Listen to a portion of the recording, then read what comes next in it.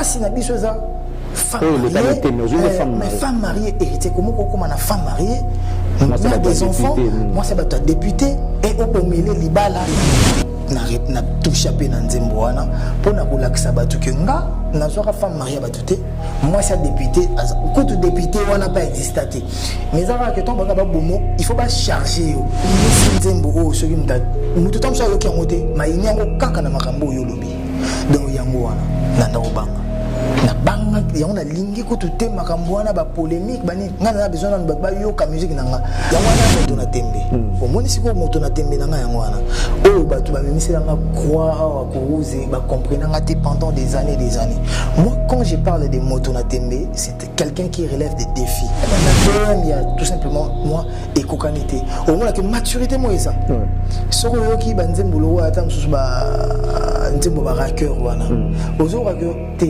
chanteur peut-être abomino ba note msusu ama o chanteur l'album on a nazo mbana batu donc mutazo la va oyemba nga facilement par rapport à banzembo ndengi ba c'est d'amour on est ngana yemba facilement atala chant spectacle d'ailleurs attends tu bina la chorégraphie tu bina la chorégraphie te que mutunanda ko koti pa non nanda ko ba otala te ba ko otala ba bina te visa l'ambassade lelo artiste congolais bat ambassade ba ko va aider boule na éviter ce na lo ba fo et donc bango boule na bango so ba pêche visa ba so aider nzoka ba so aider na bango tenga na so beta tour ya ndem ta somba ka ticket pena ya bus alongo bandal akiki tambo ça fois tous les jours hérité tala ko ba lobi boy tala ko ba fingi boy tala ko ba attaquer boy ta na yebi peke o na ko gérer na ngaye ba wana na ko gérer ye artiste na ba beta banzemo yo sote ils sont conscients ba beta album mo bimbati wallahi bilahi Congo photo sungana surtout bato bazana ba moyen bobo sanaka ba obazangite ouais photo yebite peut-être ngano toza bien mais tant sous neve moko to cousin moko éloigné azo souffrir na quoi moko donc peut-être celui tout ça ici x y il y a biso pe mutu moko c'est biso x y parce que na éviter mutu ni azana mbongo ya kozwa charge ya famille mobimba de A à Z le beza na ba famille présidentielle to ba famille moko bobo na ministre to premier ministre mais ata bozana DG c'est que botinda ep na ndego ayiba pa beaucoup la famille mom.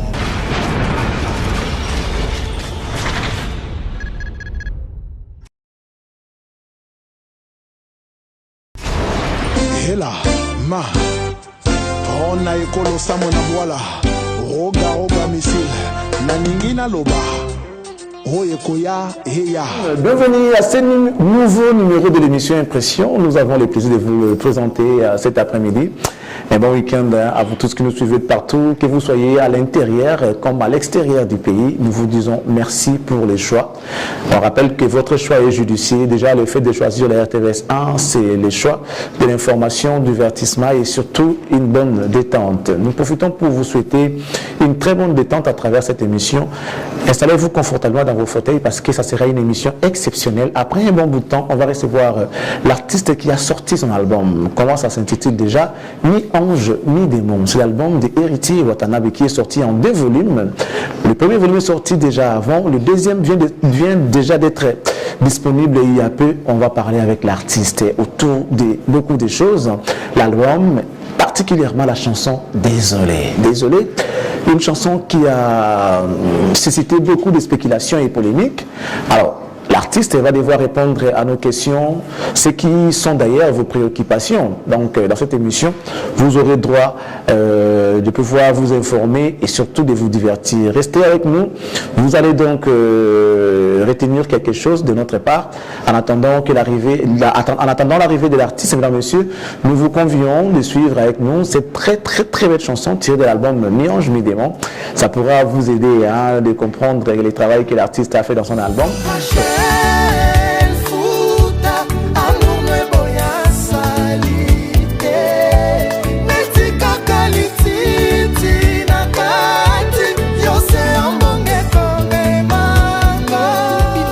Une bonne nouvelle pour vous, c'est que notre invité est enfin là. Malgré tout ce qu'il a connu en cours de route, les difficultés, les embouteillages, vous connaissez très bien Kinshasa, enfin, il s'est démerdé pour arriver ici et cela ne peut que nous réjouir et nous faire plaisir. Surtout qu'on avait promis qu'on devait avoir l'artiste l'artiste héritier Ouata Nabe, la Pulga Cosa Nostra Montonatembe, comme on l'avait annoncé tout à l'heure. Enfin, il est là. En tout cas, nous, on tient réellement à le remercier parce que sinon, si c'était moi, j'allais tourner et rentrer chez moi. Franchement, avec tout ce qu'il a connu en route. Et moi, j'allais rentrer. Mais lui, il est arrivé. Voilà pourquoi tu vois. Azar vraiment Montonatembe héritier. Bonjour. Ouais, bonjour. Très heureux. Prince, ça va Charlie à Prince. Oui, et ça, il c'est moi. Ouais, c'est sur l'embouteillage, vous n'avez finalement, comme quand même, nous, on ne peut que se diriger. Je suis déjà content et on partageait plateau Nao, hier TVS, avec un monde entier au Talabiso. Tout à fait. Vraiment, s'il faut être sincère, je m'excuse. Je m'excuse, il y a retard nanga.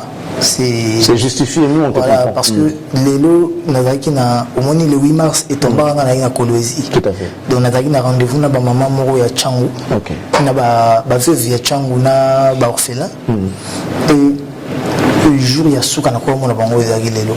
Ok. Donc programme na ezaki midi 30. D'accord. Mais le temps là longwa Changu pour na kuma awa ndesali que on a retard vraiment je veux sincèrement m'excuser auprès de la sur la chaîne. Surtout les téléspectateurs. Et peut-être qui est impatient, franchement. Donc, téléspectateurs, et pourquoi pas eux. Donc, voilà. C'est très gentil. Merci de nous honorer parce qu'on avait vraiment, depuis la semaine passée, on avait annoncé qu'on allait recevoir un artiste qui n'est pas moindre et surtout quand il s'agit d'héritier Watanabe, tout le monde est mobilisé, basé à Rolobanini, tout ça, et surtout que l'album est sur le marché. Mi-Ange, Mi-Démon, on avait déjà les premiers volumes, Mi-Ange, déjà, tout ça, vous qui bandit, bon, après Mi-Démon et Olanda Sima, c'est un même album, hein, faut pas confondre. C'est le seul album qui a contenu 2 volumes. Volume 1 était déjà sorti, deuxième volume est venu après, et ça nous fait plaisir. On est en train de consommer cet album-là.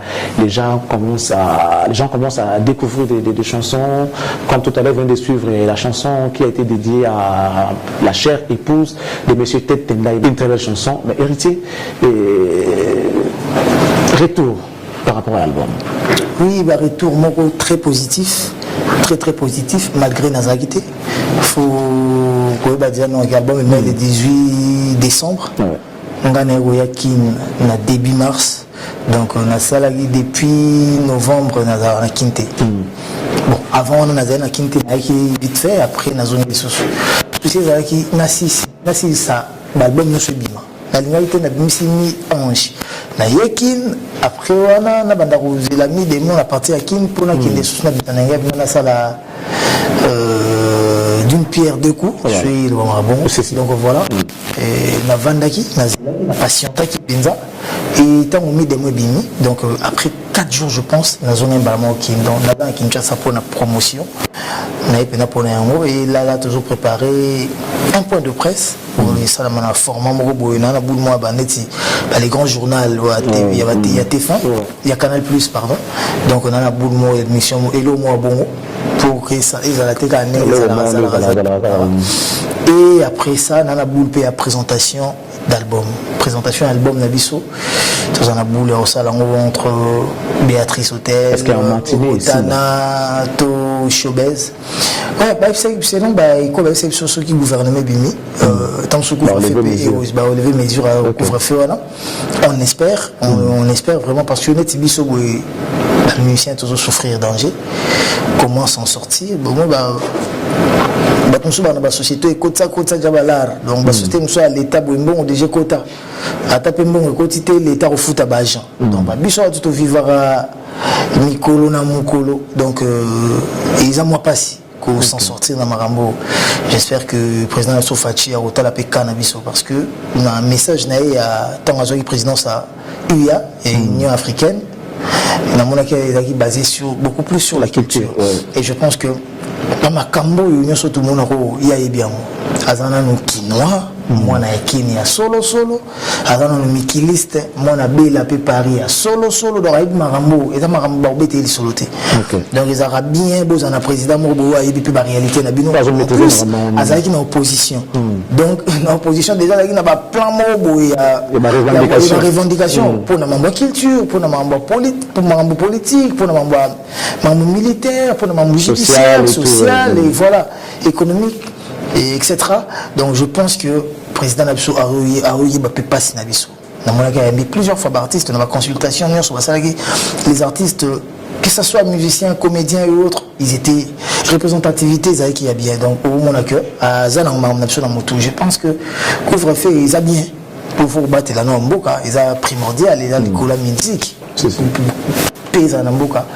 Mais, bisopé est au coup fait donc on a boulot. C'est équilibré. Ce qui couvre-feu bimite et longueté, donc tout ça là que concert un dimanche.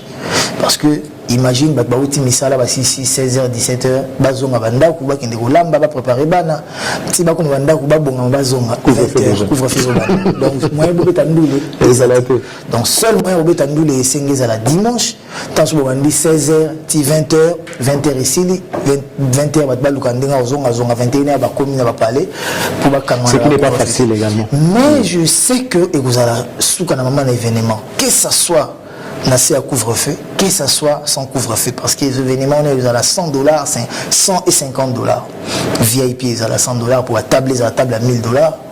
Et la place, ils ont à $50, la table à 50. Donc, on a boulé, on a boule. Mais si vous voulez, on peut simba pour na bête musique on gagne na produire na disque. Ils ont singa bna qui bana inande faut ba ya beta. Nanga. Donc Timoa te vous allez accompagner dans son banaïna. Tu vas au moins l'orchestre ou beta la musique va fanfare, va violoncelle, va violon, va trompette, autour. On a besoin de la musique. C'est pas une sorte de manque de respect pour tes artistes qui ont joué dans l'album par exemple. Non, c'est pas un manque de respect. Tu sais pourquoi? Excusez-moi, c'est la famille déjà. Artistes n'ont pas bêta banzé mon sauté. Ils sont conscients, bêta album mogumbate. Net Nzembo total il y a BM, il y a Rachel Fouta. Les artistes n'ont pas bêta mo. Donc ils ont gagné que poto, mais ingénieur, ngana nazo sa ba cœur wana nazo singam nazo sala ba cœur. Rachel Fouta, Rachel Fouta, Rachel Fouta. Amour ne boya salité, amour ne boya salité, amour ne boya salité. Non, non, ça va voir tout. La lutte n'a pas de amour.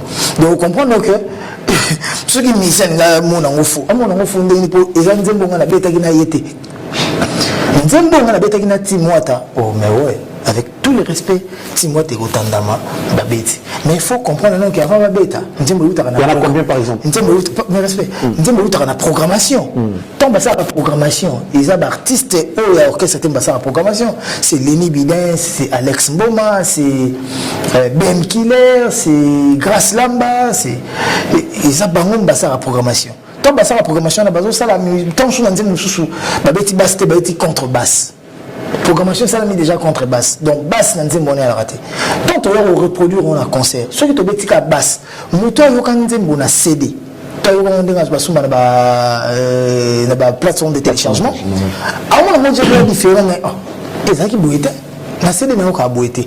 Au moins, tant que tu as la présentation d'album, il faut tout basse, perdre. Et l'autre, on a un CDT. Il y a un autre bang, il y a un autre bang. Donc ça c'est pas un manque de respect, et un manque de respect pour un artiste nanga, baza talentueux tellement, babeti banzembo, beli alo aniti banzembo ba seed boy wana, et ba champion vol babeti, et banzembo le roi, presque l'album mais ba babeti, mais on a quelques titres, mais nzembo le roi désolé, orchestre nanga, bazala surpris, que ngana yem banzembo désolé, donc mutumo côté ayoka yango, donc nakindaka ngamoko na chauffeur nanga, ko sala nzembo na désolé, donc ngamoko na chufa. Ingénieur peut bêter la moutou ni soloté. Jour moko kaka moutou moko akuta sur na studio akanga biso todo travail yango comédien na biso mayonnaise ara limba mayonnaise yimta ara na studio ara na rendez-vous na ingénieur ba à côté de son mais ingénieur fa chaque tout mabé chance que tout mal pas rapide à la cousin ingénieur à la pire moutou nga donc il est cas donc na boule on a que tout non ça l'album bizanga donc nous allons défendre nous aro yonga yekoli yango na maison mère après na développement na maïle nanga eza art ya dormir na ngate to ya soliste na ngate esa no yanga album eza nonga donc ce album est simbité ba album a Timoa te simbité baba héritier beti faux album ce album est simbi baba album a wata et simbi bon elle simbaka on la réussite à beaucoup de parents à beaucoup de pères voilà mais l'échec à orphelin. Donc au moment que échec à Wata n'a échoué.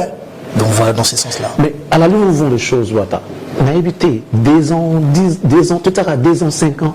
On dirait l'optique à la bine, en fait, d'une manière générale, l'optique à la bine, on va leader. Ça, la carrière, ça, la mobile, bien que showcase, on dirait vous ne faites plus participer l'artiste, la bine, même pendant aux 5 ans. Mais évitez, à la lumière où vont les choses, comment voyez-vous la musique congolaise? Non, mais ce que je suis à donner, c'est le roi des forêts témoignage. Au moins, il y a un bandit, mon choix, je vais t'azaï, mon kona, sinawa, lise kwina nana maboko mayo. Le roi de la forêt, mon au moins, je vais intervenir. Et ça a bon temps, les albums orchestre étaient, il faut les albums bon, ils ont gagné au Miteka. Mais ils ont un album orchestre au banc, musicien, ils ont mis en valeur, Tché Banzembo, tout.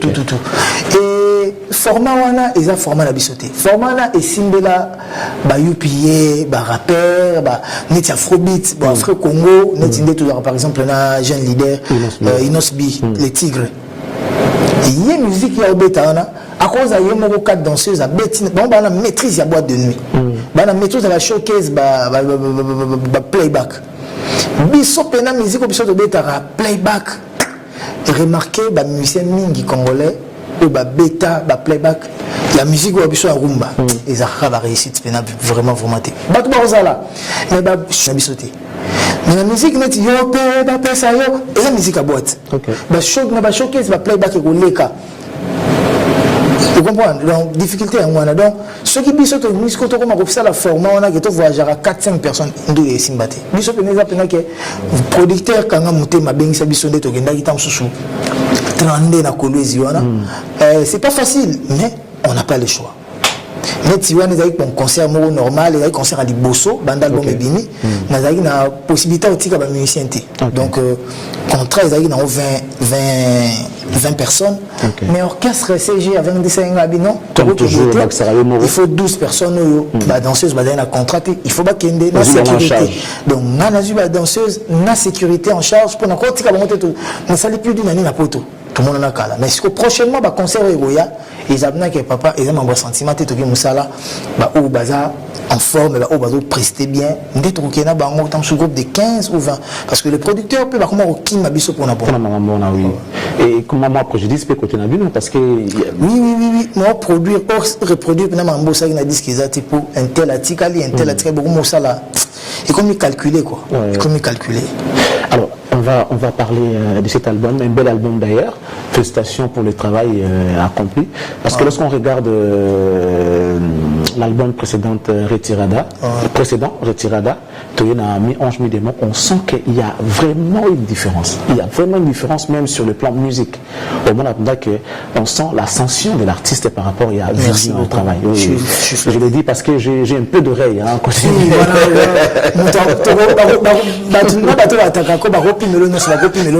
Oui, ça c'est vrai. Merci. J'ai senti. Et c'est un penza son territoire au monde a noté mais héritier lundi héritier mercredi bande monté de ce côté là bravo. Merci. Yangwana moto na tembe. Au moins si ko moto na tembe na yangwana. Oh batu ba mimisi la croire ko user ba comprendre ngati pendant des années. Moi quand je parle de moto na tembe, c'est quelqu'un qui relève des défis. Moto ba défi. Donc héritier à lobby, mais héritier à lelo ba kokanate. Et non que nous en attendons pas Moutoumoro X to Y. La philosophie de Kazaki a bon côté. La philosophie de départ est déjà bon. Et ça déjà comme bon on taper ça dans le roi de la forêt banda tout le monde maison mère depuis cal. Les gens contre le roi de la forêt mais on a la période de Morobé. Non mais ça va pas les aranango, dans les aranango banda le ba nous t'aurais comme na sens na. Mais vrai sens du mot yango. Vrai sens à combo na wana, ya no wana, yango wana. Héritier à Retirada, mais héritier à tout simplement moi, Méange, mes démons, bah, cocanité. BM, à Retirada, na BM, il y a tout simplement moi et cocanité. Au moins, la maturité, moi, et ça. Ce qui est un boulot, attends, un raqueur, wana. Aux autres, que t'es chanteur, peut-être, abominant ba note nous soit ma o que chanteur l'album on a nazo mbana batu donc nous tazo la va yemba facilement par rapport à bande mon ba c'est d'amour on est ngana yemba fatika tala chant spectacle Et alors, attends, tu as la chorégraphie. Tu as la chorégraphie, tu que nous avons un côté. Non, nous avons un côté. Tu as un côté. Tu as un côté. Mais dans la danse, tu as un côté. Matela, aux hommes, ce qu'on a battu. Au Korobi, on a battu. Na sens wana. Donc surtout ça là on a la démonstration. Même chose ça tout ça tout s'accompagner. Tout même mana public. Même chose ça qui va public, le roi de forêt en le basso longo les longues sur raté ou raté donc bouger sur zone pour rater déjà ma prise. Donc bang donc et ça là. En effet passage chez vous. Voilà. Si. Mais alors bien dit maturité. Les termes qui conviennent, c'est la maturité aux artistes sur le plan artistique. Mais on a remarqué que apparemment Héritier, il est trop sûr de lui. Quand l'album sort, en réalité, on met des stratégies en place pour accompagner l'album. Mi Ange Bimi, Tikalaki, c'était voulu ou bien ils avaient qu'à poser la mis des mots. Parce que raison, on déjà fondé ma capacité. Parce que même dans distance, on pouvait envoyer ou aux Arakin, la mis des mots. Non, ma complication c'est belle. Mambobélé, ça fait qu'il faut signer. Le protocole d'accord, le contrat, Mambobélé, bélé. La poto, oui, quand les Arabes, ils sont dans ma maison, mais voilà, orchestre beaucoup qui n'avait le droit d'avoir Bozongi, vécu si bang article na poto, tout en sauvé Moni Production, tout fait l'autre article na poto, tout ADT Yankazo, le roman amical. Si on a le lot, nazanga moko nanya otika na mais visa ba kopesa nani ok non c'est visa lelo comment passer en plus même en covid ou la pesa visa te donc il comme difficile que secrétaire général azana kin ba ministre bazana kin ba membre tout bazana kin donc na miki nazanga moko donc moment bien na kinda studio na photo qui va directeur artistique comme champion voile l'auto japonais. Le définitif japonais. Oui, à ça Nabiso. Il faut tous années pena na mikili. On travaille dans Bolandelanga. Mais na kendanga moko. Chance c'est ça que Lenny Bidens coach Azali, azo coacher azo landela azo aider. Donc difficulté en Azali. Ba visa mambo belé. Soko singa visa na ambassade lelo artiste congolais ba ambassade ba ka ça va aider.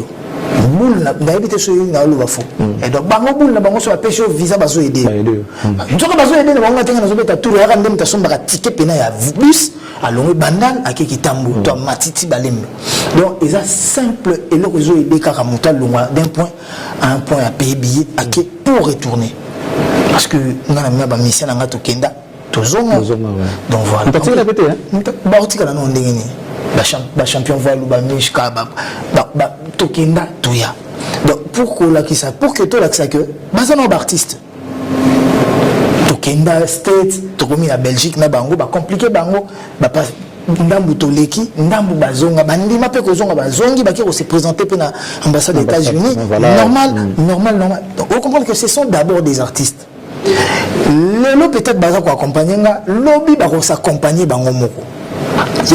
Matin, midi, soir. Quand j'ai chanté pour le roi de la forêt, Maison Mère, je pensais que je faisais, et je pensais que je le faisais pour Wenge ou pour le roi de la forêt.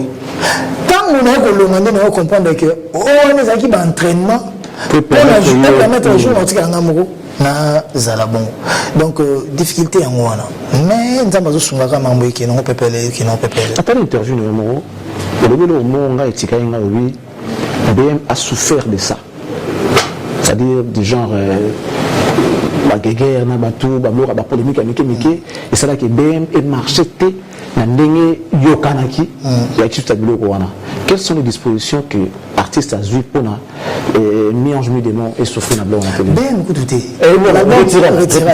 parce que BM c'est un carton. Je parle de retirade. Je parle de retirade.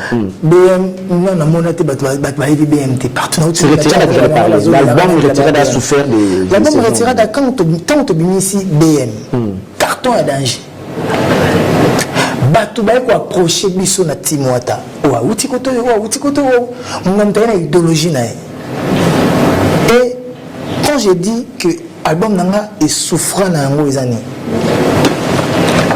o aleki afingi boy o azongi afingi boy o aleki alobi boy o aleki a critiquer bato boy o alobi mabe sur bato boy non le public comme cause la biso au lieu de baser la to betandu les bat yoka musique na biso to présenter bon ba clip à kitoko boé mais vraiment cause là le ba ofinga nani le ba ko attaquer nani donc calcule bato comment qui bato miso bato comment qui braquer sur les attaques attaques, les insultes, les nini. Et on a dit non, non, non, non. Cette fois-ci, le tika. Il y a un moment où ton album est bimaki, on a qui kimte. On appelle ça interdiction, on a battu tout il y a 6 mois, tu as les carans à télé, tu as été sur un homme, on a pas moi. Comme on a tant album est bimé déjà. On a désolé, on a générique, on a les catés. On a communiqué avec les réseaux sociaux. Si on a la communication, on a tindé le bolobi. On a parlé parce que des peurs quoi. On a désolé, on a humblement vis-à-vis de ma maman, on a pardon, on s'excuser pour le membre belé à Vinanga. Mais ce qu'on a sur le plateau, bah tout nos questions, on répondre ma bé. Donc on initie nzembo oh ce qui nous tout le temps ça qui a monté, mais il n'y a aucun na makambo yo lobi.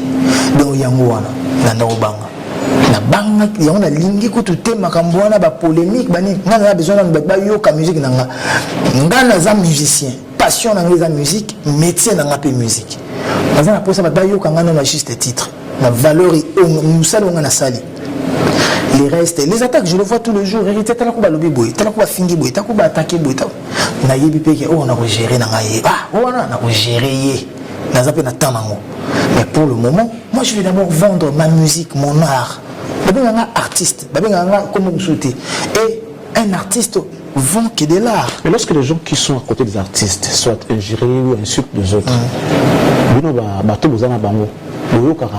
Oui, tout le monde. Qu'est-ce que vous faites? Parce que le baquet et retiré à souffert de ça. Mais à cette époque-là, qu'est-ce que je voyais. Mais ça, par exemple, c'est le Moro. Charlie Prince, on a porte-parole là. Na qui na chaîne Moro ko lobama kamunayo. Na qui na fingi.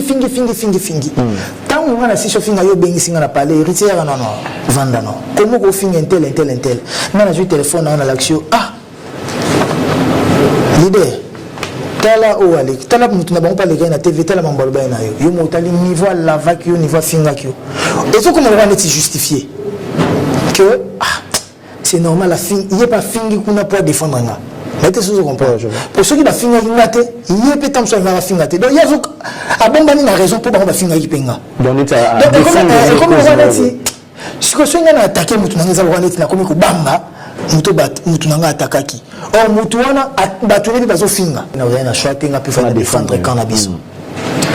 On a que raison péché qui n'est valable. Yo motali vidéo noté comment mutu ko lobabu. Si ko moi yo attaquer mutu, moi nana attaquer mutu nanga susu. Exactement comment on a que mutu nanga lobi ma bébé ngo kaka pour na défendre nga, pour na protéger nga pour ba finga ki penga. Or ça il faut.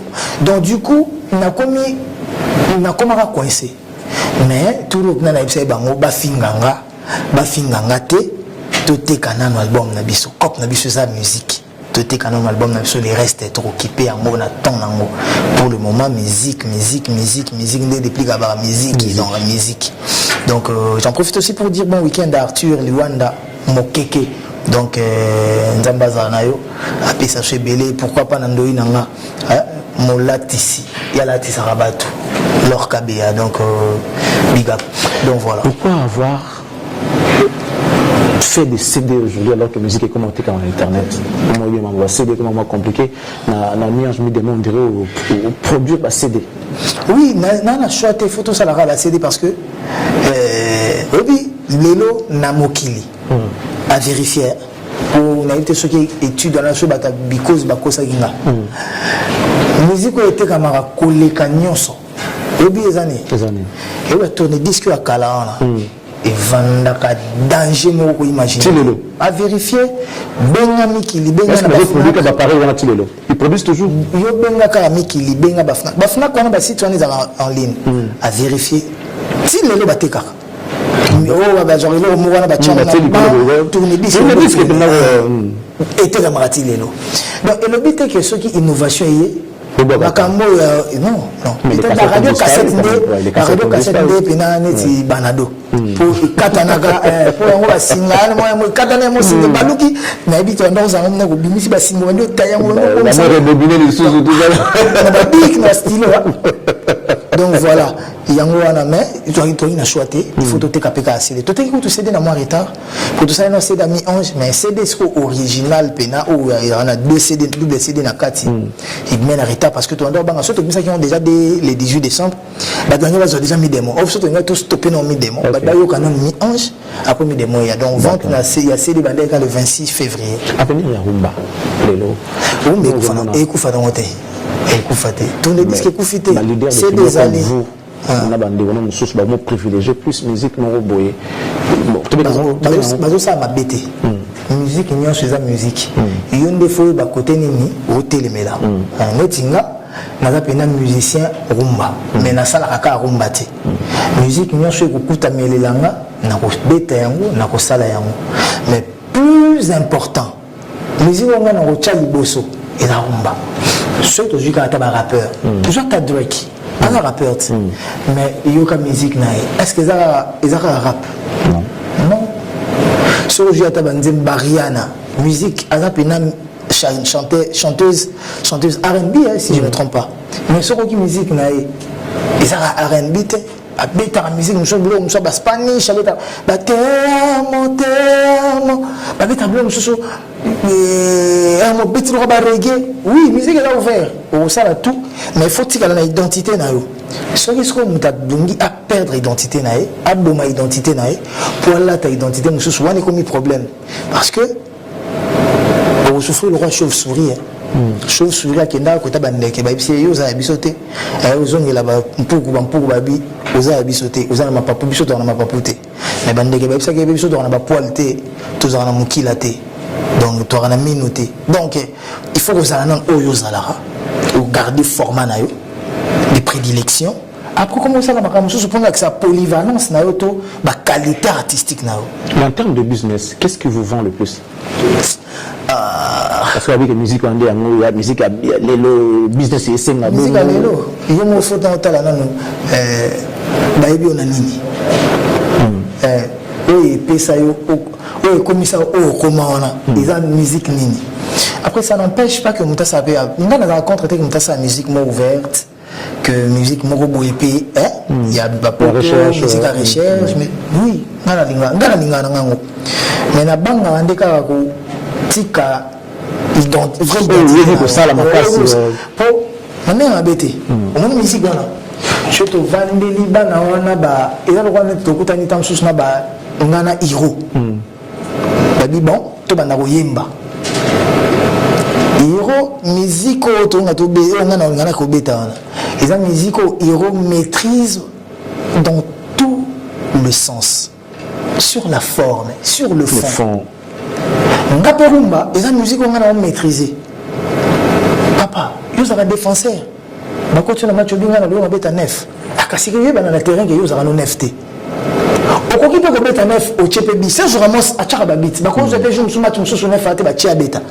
Mais il y a mon gars, on a des limites, na y mon Serge Ramos. Au quoi que ça va limite na o.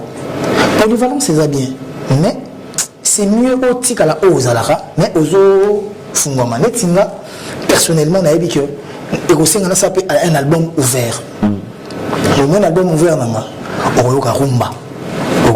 Un album nanga okana sali ba regeza ba rumba bilo mse fungwa ma musique ouverte pesali donc moi pour nanga bongo tant je dis titre ba nzembo moko pour ba mona pe kake nazana ba qualité ya koyemba musique wana mais na tikali rumba bo peut deux trois rumba moko bo mais à format moko bo refrain couplet ndenge musique akune beta maramesko rumba bongo.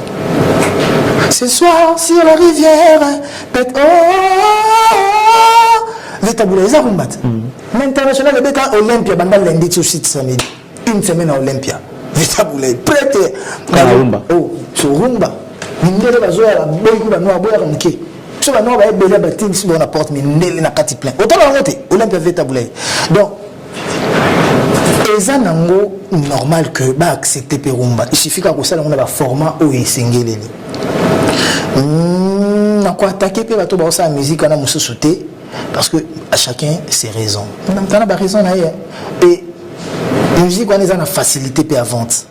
Et surtout sur ma featuring dans ma casse. Est-ce que le producteur peut influencer un album? Vous pouvez aussi influencer. Bien sûr, bien sûr. Avec David Monceau, comment vous travaillez? Il album Monsieur Monceau a beau qui n'a ça featuring. Ah bon? Beau qui a un héritier.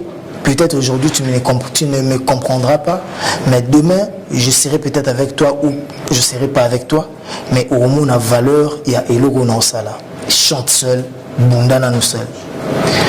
Il avait peur de quoi? Au moins, exemple, il y a un artiste Mokobe. Azarati le Mokobe. Mokobe a un album, il 20 titres, il a 15 featuring.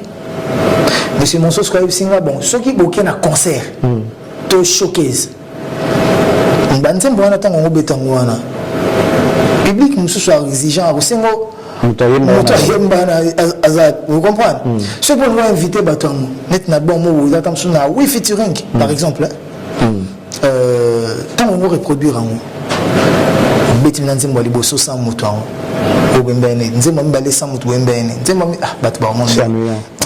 Or, ce qu'on est album, on reproduit, on a un bâtiment, on a toujours un bakaka. Moutou a intervenu, qui est véridi, des Bordeaux, à 2 personnes. Des Bordeaux, on a chaud, surtout qui est à Côte d'Ivoire, on a besoin des Bordeaux, en Afrique de l'Ouest, surtout en Congo, tu as besoin de ça véridi et réduire la charge. Est-ce que vous comprenez? Dans ce cas, c'est que featuring est important. C'est important. Featuring est important, il faut qu'on oriente parce que featuring ils ont aidé nous à vendre. Bon, on a sali plus featuring. Maintenant on a profité de la featuring. On a sali la véridi, clip ils ont bientôt, on a la musique na Rumba, des Bordeaux clip na Okende Abidjan. Maintenant on a sali la featuring il y a France Téné Tiké banda ba ko si on a beau rapper au moins biso pe na Congo ya moizara et le salité comme ninga sali ongo sous-estimé ngo ongo banaliser ngo jour yo sala ngo komisanté bato ba sala ngo ba gagner beaucoup pe na featuring wana mais il faut ka ko ba ndenge ni ya ko sala ngo plus les alebele plus c'est ça ko étouffer yo moko pour featuring les anime yo yena mukili moko bato na ba yena mukili moko mais ce que tu featuring les autres featuring ngo to sala ngo to ko kipo sala ngo mais na ba radio na ba ngo visibilité zate na ba télé na ba ngo visibilité zate bon tala na te fin ota oyembe na mutu wana nzembo ne lekala na énergie so na yembi moko to na batu na bango moko mais yo yembi na nzembo no na énergie zo lekala nate so comprendre mais oyembi na mutu o aza na succès ko lekata so mutu ato tekako. Vous comprenez que bazana ba kota na bango basala déjà na ba France na bana mandenge na bango basala makambo ezaka ndena kina ande to kutana na batu mo bazaba ndenge moko kundimate ke DJ na boîte de nuit azo préféré abeta d'étrangers koleka ba congolais mais na Liban des arrêtés jamais en Afrique du Sud ba kobeta ba congolais koleka ba sud-africain jamais. Donc en Afrique du Sud jamais ba kobeta ba nigérien au moins nigérien public nini public on a boîte public consomme champagne na lingi musique public consomme champagne ridi lumbe puis consomme champagne tête tenda puis consomme champagne na bed assure mukela nga moto ye ba somme champagne ya koleka on na otanga komboti ba c'est de Tokyo ba somme champagne mais ba tout na bisot ba na bandule ba papa chéri ba bandule ba de la forêt ba na bandule na biso public nini ozolo ba na somme champagne public somme champagne ba jeune à process banquier jeune banquier jeune député Dominique Foncier Henri Bekabaïdi Joël Tamouk public na Gombe mais public na biso donc on explique que Redi Lumbaki na boîte a bonga beta ndombolo musique ndombolo a bonga beta ntima papa chéri a balongo non Redi Lumbaki na boîte aza mukolo boîte il n'impose pas il écoute votre musique lui il vient fêter à sombi champagne bino beta musique mais DJ il faut ba nini ko orienter ndule. Parce que Wiziki Darubeng ça n'est DJ wanate. Wiziki Davido azana tina DJ wanate. Jour DJ na na matanga osenga ngam na matanga ba DJ Marula. Ngam na okene matanga ba DJ Abdul to DJ la biso virus to ba DJ ba se belé wana bande ko na biso tout wana. Chacun a un problème biso to okende. Mais so bazana boîte mazo beta musique. Nzembo no beta tamsuma ko na soirée to dé. Mais Davido ba beti répertoire ne mobima na na na na na na na. Davido tamsuma la ligne. alingi tant souvent dans la boule côté bobete na komo ah boule te donc nous on a commencé à marambu danger te tant bazo rêver la show remonter ça semble mais la show ba sebe nezalit bo ba sebe nezalit so lingi na ba binate ba sebe nezat banda kotal ah papa ba générique beta ma ba ndenge tout kene na mikili tolo makana ba DJ na so abike musique na so ya demander te pour na bana mo ba bourgeois ba zo senga musique mo côté internet tala ba mariage na mikili so ba tiba pentagone so ba tiba loi otala ndenge bana poto ba kolo français bana ba congolais ba bota makuna na bana msusu au niveau ba binaka ba générique wana ba kibwisa mpimpa tu croiras pas. On n'aura pas suffisamment de temps pour parler avec Héritier, il y a tellement à dire. Mais ouais, je suis dispo, je peux revenir. Ouais, en tout cas, ça me fera vraiment plaisir. Et surtout, comme toujours, Héritier, avant la sortie de l'album, il y a toujours une qui vient annoncer les couleurs de l'album. On a vu avec Retirade d'Abem était sorti avant, les gens à KIBM, c'était bien. Aujourd'hui, on a vu avec la chanson Désolé qui a annoncé l'album Mélange mes démons, on aime bien. Mais la chanson dit Désolé. Désolé, l'artiste regrette ce qui s'est passé par rapport à la chanson et tout. Mais les paroles qui commencent la chanson, Héritier, ouais, on l'a eu. Trace a suspendu ses diffusions. Oui. David Monceau a résilié les contrats. Oui. Janine Diabou l'a désavoué. Oui. Et pourquoi? Parce que quand on le fait, et Bimaka, ton premier alara, ton akangamara, c'est ce qui circulait sur internet. Qui est tracé Rolexa et sous musique n'était, B-Black pareil, David Monceau a résilié le contrat. À moins que Yosa dans le monde, au moins on a tout. Moi, quand je fais une chanson, je relate tout. Non, je me ramène sur ma feignant sur les acquis à Mineni. Les acquis dans les solos, les acquis qui frappent Pena. Aux en la cap, aux en la détention, aux en la garde à vue, aux autres qui ont tracé l'exception de l'eau. Combien on a des journaux, et ça sur internet, c'est dans la routine de l'homme. Prochainement, tant on a tout ça l'émission, dans la routine de l'eau déjà aux en au monde a bateau, au monde a bâti la polémique, mais comment Maramboto. Donc, si on attend dans ça, l'anzembo, on s'est référé dans ma réunion.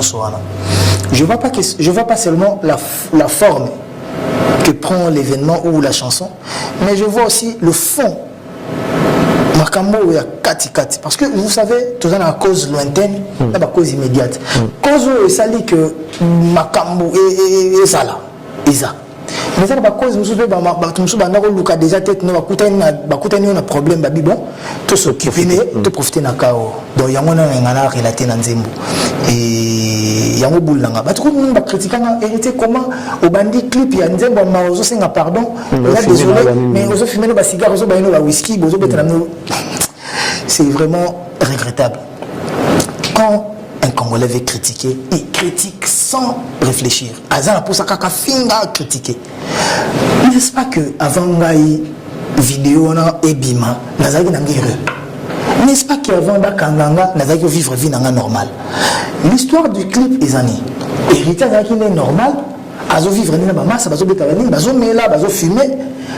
Nzoka likambo salamaki ya yebinete. Comme ça, nous avons mis la pazoya, koya, kolia, wata yebite. Na cause entendre bete na zaleja mawana, nous n'avons pas les cambo salama qui bimi, bah tout ça, bah yébiamo déjà. Ngana zana baya toujours fêté. Total mbila koti, mbila ko bakanga. Tant mbila ko bakanga, pasi nanga et bandeli wala. Donc on a un clip tout bandango bongo. Une vie normale, paisible, fructueuse, et après bah bon chamboulement et basculer. Pas nange bandi, coller les bandits, milelo. Mais est-ce que c'était important que tu mentionnes encore Naomi dans cette chanson? Soit disant Naomi, mère de 3 enfants, femme de 10 Voilà. La personne qui m'a demandé de faire cette chanson, qui m'a conseillé de faire cette chanson, qui a aussi donné quelques paroles du texte, Aïb Salanga héritier, Oyo et Komelio. Et comme il a rabattu et belé pour après on a battu va tomber dans le piège on a sous si le réseau salama non kaka et ça fait mon naturel pour réseaux sociaux il y a mamboé bah snap et erreur et salama mais et loko nga personnellement na yini la que héritier et ça parce que ba ben nga yo au 8 mois si à battu donc pas si na biso ça femme mariée héritier comment na femme mariée moi c'est des enfants moi c'est ba député et au premier libala lelo vous comprenez. Ndé yango na touché pe na nzembo wana pona ko lakisa batu ke nga na zoka femme mariée batute moi c'est député ko tout député wana pas existaté mais ça va que ton baka bomo il faut pas charger yo obana basala ba note vocale mobana mwasi moko azolela libala ne baby héritier baby libala nanga donc pour kaka bato on a déjà un problème mais bazo nga ba bomo lisusu de plus en plus donc yango moni na nzembo na mentiona makambo tu wana parce que se défendre, redéfendre au collègue. Les pardons ont été acceptés. Par exemple, je connais beaucoup de gens qui ont dit non, c'était bien, en tout cas, héritier, ce qu'il a fait, c'est beau. Mais après, il se pose quand même des questions par rapport aux certaines paroles qui étaient dans cette chanson. Par exemple, Tanozoloba, que la réussite n'a eu, on est les gars, on a placé. Mais l'échec n'a eu, les bâtiments, on va faire l'effort, on va faire un méga, voilà. Que le pire petit la vie nae a comme ennemi. Erreur ici à batu yango wana. Tant on a joué Manzembo, tozo lobapé, tozo pesapé na ba conseil. Tozo lobapé na ba fait naturel. Nabi ba mérite pe ba bien fait à moto. Et non héritier. Manzembo, nazo de l'héritier, mais nazo lobapé vie normale ya batu. OK. Ba mérite pe ba bien fait à bateau. Na galerie na bango et ça va rapidement effacer. Ba échec pe ba erreur ya moto. Ba défait la moto la méga pour qu'à ba détruire moto. Et la réalité, c'est une réalité que nous avons dit que t'es bon le barapé ma bola mouya ba Charlie Prince. Bota la rateka que Charlie Prince a taraki wata na nini. Mais bota la rapé que Charlie Prince tanga soutenir rapé wata tanga soutenir la musique. Attends, pour soutenir la vibratoire. Toi tu dépliques. Non non on soutenir nga. Pour soutenir la musique à Congo. Plus musique à Mutumora musique à Congo mata. Ba robeta l'artiste congolais donc ngapé na kati. Tous les artistes congolais surtout au Dembela. Parce que l'autre est la musique tout ça la moto tout kutango. Ba tonganzila dans ce sens là. Moi, quand je parle de ça, je ne parle pas seulement de moi. Je parle d'une réalité auto-vivre en Congo. Batu babosa na raboula, moi batu facilement. Mais bati kana kana mutu na moka na mamabe batu pour coincer les gens dans ce sens-là. Vraiment, je vous demande avec toute humilité d'acheter votre album. Bosom album Nabino, surtout DVD c'est très important. Qu'on streamer pesa bien, mais un CD vaut plusieurs centaines de streams, plusieurs dizaines de streams. Sur ce CD, vous allez bien. Commande quand à Fnac. Et je ne sais pas si vous avez commandé à Fnac à Bruxelles, etc. Le bâtiment, il va commander quand à Paris. Maman, ça me souvient aux États-Unis, il va commander quand à Paris. Donc, monsieur Monceau qui voit un peu ça aussi, pour que tout le monde soit servi. Et surtout, j'aurais besoin aussi des CD. Il y a des amis qui veulent passer des commandes pour Kin, pour qu'il va distribuer. Je verrai comment faire. Ça va point de vente, mais surtout ils allaient dans la station Total. Dans la station Total, c'est supermarché aussi. Quelques supermarchés pour que base joue en gros facilement. Mon musique. Vous avez la télé, vous avez la voiture, vous avez air tout et côté rassou bien. Donc voilà. Souci n'a rien à si moi t'as merci na accompagnement, massa tout les amis de Wata, na pesimbo na Spiritas. Partout où vous allez, il y a des bérets rouges, il y a Wambo, il y a Benguela, il y a Kabinda et pourquoi pas il y a Luanda, donc il y a Angola Mobimba. Les amis de Luanda, il y a Mokili Mobimba. Donc, na Lingarabino trop, pour la Luma Bangezate, remerciement dans la fondation côté de Outi Yassine, Bilele, et Zabon Nachangu, Léona Zahina Binoba Maman, vraiment merci. Nayoki, Nayoki passe si mon Asuka Nango, Batubaleli, Nayoki passe si fort. Donc, photo sungana wallahi billahi Congo photo sungana surtout bato bazana ba moyen de bosana ka ba obazangite ouais photo yebité peut-être nano toza bien mais tant sous neve moko to cousin moko éloigné azo souffrir na quoi moko donc peut-être celui to sali si x y il y a biso pe mutu moko c'est biso x y parce que na yebité mutu ni azana mbongo ya kozwa charge ya famille mobimba de A à Z le bisa na ba famille présidentielle to ba famille moko bobo na ministre to premier ministre to ba DG mais ata bozana DG c'est que routine na yep nandego ayiba pas beaucoup la famille momba donc bandeko bazo souffrir il faut tout songana et pour namboka bana mboka na biso to linga Congo to défendre Congo to défendre penza Congo et vous allez bien parce que Congo na tamboli na uti na bakolozi so tamboli mwana oliki na bazone mo ba mama ba mining banini o na yete Congo ya na la no na uti ko lubumbashi likasi kolozi Congo dans la larme mais point de battre la banzala point de battre souffrir mais il faut ça révolte hein. Bon maman qui bat bana bala bat pina bala surtout les Chinois, les Congo, tu vas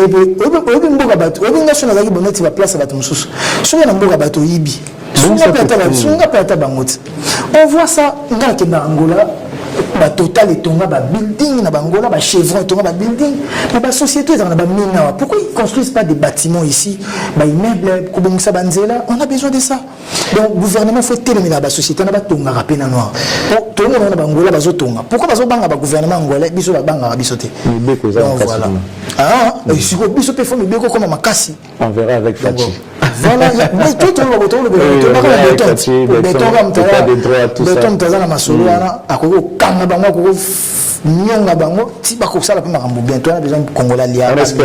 surtout les sociales. On espère bien. Désolé héritier, nous sommes arrivés à la fin, faute de temps. Merci beaucoup. Permettez-nous de nous servir Benoît Mozito, bisou et belé na balifant tout. Tu vas commencer par papa quand même. Commence par papa. Honorable Adolphe Mozito, on a perdu. La maman a Chantal Mozito côté Bazali, donc beaucoup de respect. On a famille donc Mozito, Rondal, Bachelet, Yoyebi. Donc mais pour Benoît Mozito, tout le temps, Champs-Élysées, moi dîner, banini honorable écoute de tous les temps. Parce que honorable Mozito, jeune Oyo, nous avons brisé pour se reconstruire. Idéologie, on a idéologie, on a besoin de lobby.